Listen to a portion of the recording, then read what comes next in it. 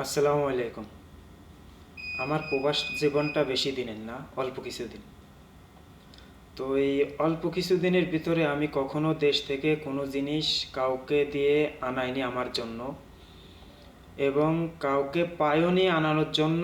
এই জন্য আসলে মেন কথা হচ্ছে আনানো হয়নি। তো এই 5-6 বছরের ভিতরে আমার জন্য দেশের থেকে একটা জিনিস এসেছে, সেটা হলো এই জিনিসটা। তো এটা দেখে অনেকেই বুঝতে পারছেন কি, এটা হলো সেই পোস্টাল ভোটের কাগজ, যেটা ভোট দেওয়ার কাগজ সেটা। তো এটা আসছে তাও পোস্ট অফিসের মাধ্যমে। তো এটাও আনানো ইচ্ছা ছিল না, এটা আনানোর উদ্দেশ্য হলো এটাই, যে আমাদের দেশের অবস্থা সবাই জানেন। তো আমার একটা ভোটের কারণে আসলে কিছু যায় আসে না। তো আমি আবার দেখেছি অনেক সময় একটা ভোট অনেক প্রয়োজন মনে হয়, অনেক প্রয়োজন হয়।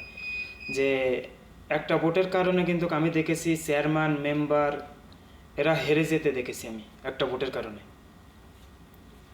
তো আমি চাই এবার প্রবাসে বসে এমন এক ব্যক্তিকে ভোট দিতে চাই, যে ন্যায় ইনসাফের কথা বলবে, সত্য কথা বলবে, তাকে আমার ভোটটা দিতে চাই।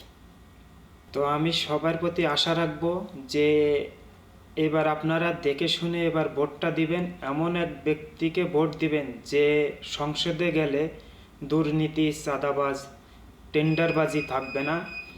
এমন একটা প্রধানমন্ত্রী আমরা দেখতে চাই বাংলাদেশে।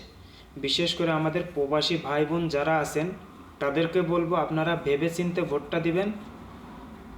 যে আসলে আমাদের এয়ারপোর্ট থেকে স্বর্ণ চুরি হবে না, মোবাইল চুরি হবে না, ব্যাগ চুরি হবে না, এসব থেকে যে বিরত রাখতে পারবে তাকে আমরা প্রধানমন্ত্রী হিসেবে দেখতে চাই এবং সংসদে দেখতে চাই।